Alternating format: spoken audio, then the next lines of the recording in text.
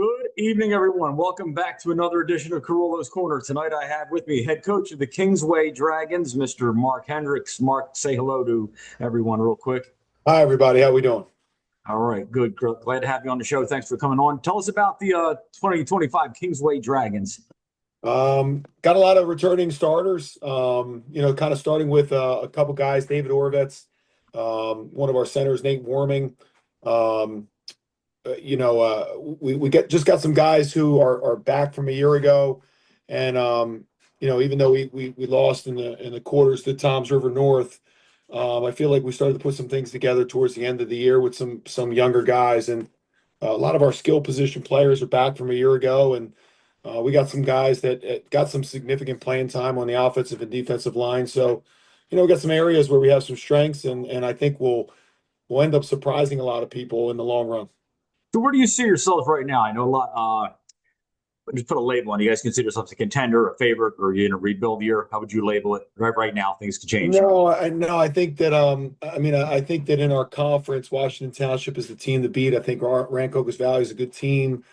I think Williamstown's up and coming. There's some teams in our group, in Group 5, who are perennial, players, and any one of us could really come out of, the South and Central section. So I would put us right there in the mix with all that. I talk to our guys all the time about being good enough to beat someone that you're not supposed to beat. And I think that that's what we need to try to get to here over the course of the year.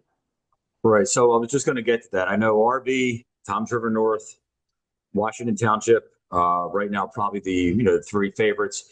What do you need to do to get there to knock one of them off? No, what's your? I would say, to be able to knock one of those guys off, we really need to be able to come together defensively. We're gonna have some younger players playing for us. They got some potential, and they're good, but we're factoring in some guys in the secondary who are sophomores, and that whenever you're coaching sophomore players, they just haven't seen as many reps as some of the older guys. So we feel like we can bring some of those guys along, throughout the course of the year. There'll be some bumps along the way, but our guys up front, they're going to play hard, especially at defensive tackle. That's a really bright spot. Our linebacking core, with Jordan Hernandez and Cole DeNick, are back, and from a year ago. I mean, those are really good players for us a year ago, and now to have those guys back and ready to compete again. I just think that's a veteran group there. So surrounding some younger talent with some veterans. Hopefully that we all come together here over the course of the year. All right. So I know you just mentioned a few of the veterans coming back. Any newcomer we should keep our eyes on? The one that really pops out for me, he's not necessarily a newcomer because he got some touches for us last year, but Amari Terrell looks really good for us at running back. He will share the load with Cole DeNick. Cole DeNick started the year last year as a fullback, and he might be one of the more athletic players in all of South Jersey. I mean, he'll play linebacker, he'll play fullback, he'll play tailback. He can catch the ball out of the backfield. Cole DeNick is a force. And he's a hell of a wrestler. He's a hell of a lacrosse player. He's a Division I lacrosse player. So those two guys who are underclassmen they're going to turn a lot of heads. In addition, we got Luca Lentini that really can play any position that he wants in the defensive backfield, both at wide receiver, at corner, and at safety. He's very dynamic. He'll do some kick returns and punt returns. He's got some great times in a lot of the summer camps. So we got a lot of eyes on him from the Ivies, a lot of eyes on, Division I schools that have eyes on Cole DeNick. And I think Amari Terrell is a guy that teams are going to be watching as well. All right, listen, I'm going to get to your regular season schedule in a minute. While we're talking about the playoffs, I might as well touch this. How do you feel the new playoff bracket or system, shall I say, is affecting you guys? Does it have an effect at all? No, it really hasn't. When you think about scheduling, you think about how you want to structure the schedule. I really I would like to see them take a look at the Group 5 schools and build out your schedule starting with the Group 5 schools because just because of the size. Before I get to that, I was going to ask Yeah, you the playoff bracket. Uh, yeah. or is that what you were talking about? Well, it kind of feeds into that a little bit, so like when you think about, the teams and the caliber of teams that you're playing, I think it's important to play caliber of teams, but I also think it's important to play, the same type of group sizes. I mean, we have freshman football, we have JV football, and you need schools that also have those same type of programs, right? So, and that feeds in when you play a tough schedule, when you play a Cherokee, when you play a Williamstown, when you put, just playing those schools in general is going to get you into the playoffs. It's funny. I don't know. I don't know why they call it Central and then they call it South. It really should be South 1 and South 2, just like it's North 1 and North 2. It doesn't make much sense Yeah. because the year that we won the championship in 21, we were technically the Central champions. Right. Kind of going into that. So it's just interesting the way that all works out. Well, it's funny. A friend of mine at another school, he had said, the same thing. How could where you're so far south? How did you win Central? And he said, I had to nip this in the bud. He said, we won a playoff bracket, and the name Yeah. of the bracket was Central Jersey Group 4. That's it. That was the name of it. He said, it means nothing. It's just it Yeah. has to have a name. I said, a guy's name was Mike. I said, Mike, that was pretty good. I'm going to Yeah. steal that from you. I do think that they have it right. I think that they have it right with the dates. I mean, like if you look at how just more schools are getting away from that Thanksgiving Day game. If you wanted to eventually take that weekend, then you wouldn't need to start as early as we do. But I think that they have it right in terms of the weeks that it takes to get there. It's a heck of a ride. If you win the state championship, you deserve to be the state champion. No doubt. And I'll tell you, for a school like us that you have to live in the district. We don't have school choice, so there aren't kids coming from other districts to play at Kingsway.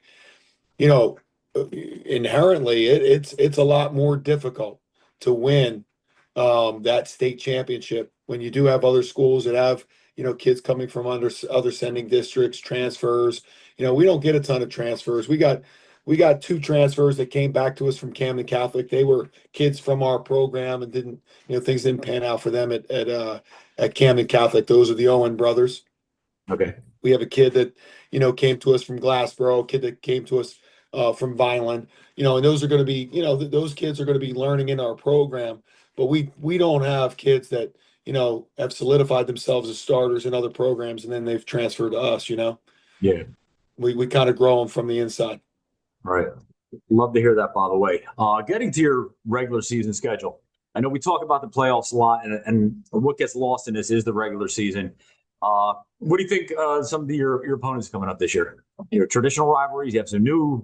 Yeah, I mean, it's interesting. It's a second year in a 2-year cycle. There's some teams that we have on the schedule that, in my 10 years here, we've never had that. And then we have some teams that we've gone back to. So if I look at our schedule, just starting even with our scrimmages with Millville and Ocean City, those are two great scrimmages. I mean, it doesn't get any better than that. The guys down at Ocean City, they do a heck of a job getting their kids ready to play, and they run a lot of systems-based things. They're a lot like they do things a lot like what we do. I think Millville, just from an athletic standpoint, I mean, they got kids that can that really create a lot of mismatches, and we love playing with them. They give us great work, and they're a good football team, and they can really hurt you with their athletes. But we start off with Donovan Catholic. Donovan Catholic's got several transfers coming in. They're looking to they had a young group last year looking to really kind of jump forward from where they were a year ago. They got a receiver, they got a quarterback, they got some offensive linemen that they're excited about. Running back's good, fullback's good. Kids playing on both sides of the ball. I think it'll be a good test for us. Taking an hour and a half drive, starting at 6:30 at night. All things that are non-traditional on a Thursday night to start the season. So there's a little bit of adversity there, but then we come back, and we go, we're away again at Camden, and then we're away again at Timber Creek. So those three games, You know, you're searching to try to figure out, you know, not only who your kids are, but you know, what is it that you do well. So I love it. It's competitive. Those are three good teams right out of the gate. You know, we'll see what Delsey looks like from a year ago. Eastside gave us a tough game at their place.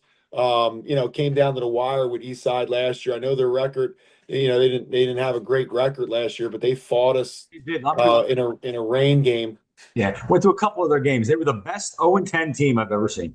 Yeah, I Were mean, tough to watch you know, them. they fought us tough, Yeah. and I think they're going to be better than, you know, from a year ago.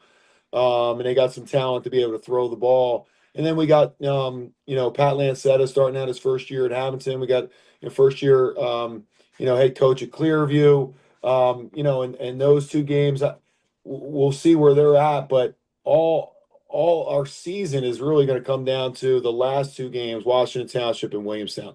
You know, those are rivalry games for us. You know, the Clearview game has always been a rivalry, but they've been a little down over the last couple of years. But the Washington Township Williamstown games, those are big time games for us. I mean, those are games that we have circled on the schedule every year. So you know, that's going to let you know like where we are. You know, playoff team, what we're at. You know, seedings, getting home games like that. That'll be the determinant on where we're at. I love hearing what you just said about you circled those two games at the end of the year. I know Yeah, things have gotten very big with state titles and everything else. I still love these rivalries. yeah, The two teams you mentioned are right down the road, right down 322. To me, that's always what high school football will be about. No matter how yeah, we can go play the state champ of New York after we're done. It's all great. But the fact that these rivalries exist, and it leads me to my final question for tonight: the yep, Clearview rivalry. They've been down a little bit. New coach Mike Wilson, who is a very good personal friend of mine. I know he's going to yeah. steer them in the right direction. Well, I've What's heard so many good things about him. I mean, that you know, the folks down at Shallock, they speak very highly of him, and I know he did a tremendous job. I know he's, you know, making a little bit of a commute, you know, getting over there to Clearview and doing what he's doing every day. So I'm sure he's hard at work. You know, kind of getting the program off the ground and getting going. Tim McEnany used to always tell me it takes 3 years to flush a toilet. So you know, like the fact of the matter is, you know, he's going to be building that thing for the next 3 years. So everything that he does is going to be based upon the system that he wants to run it in. And you know, my hat's off to him for taking on a challenge and, you know, getting Clearview back to where they need to be. so real quick before we go, give us a little history on the rivalry. You guys are not in the same school district, but I know you're neighboring programs. Yes.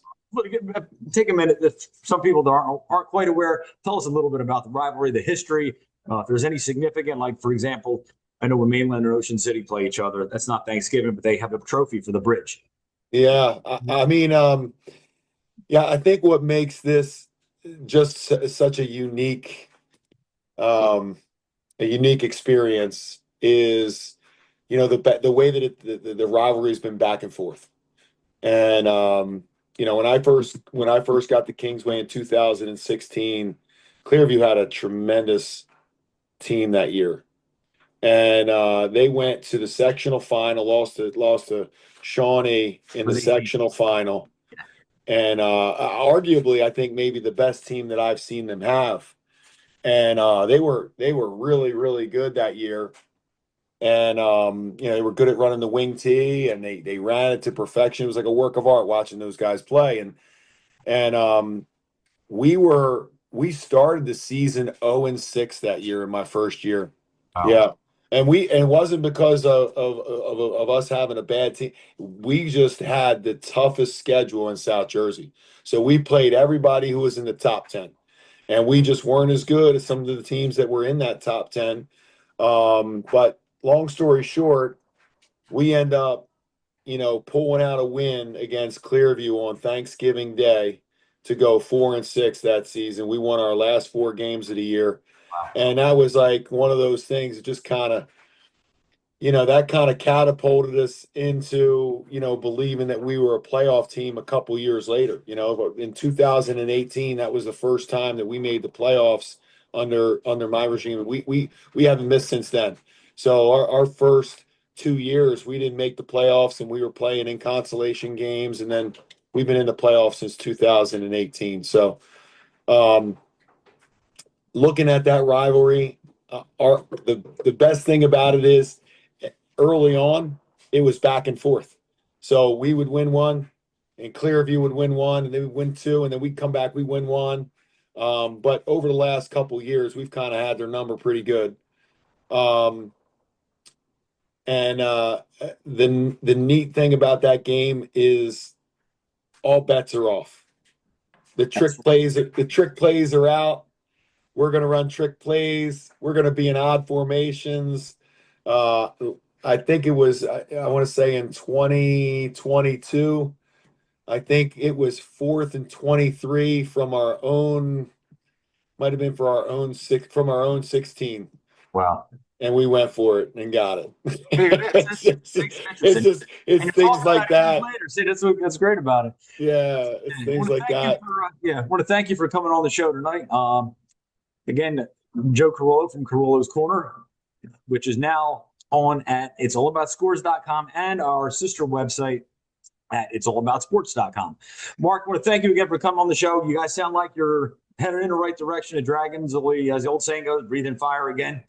Yeah. And, look forward to seeing you out on the field. Thanks, Joe. Appreciate your time. All right. Good luck to you. Good luck to the show. Take care. All right.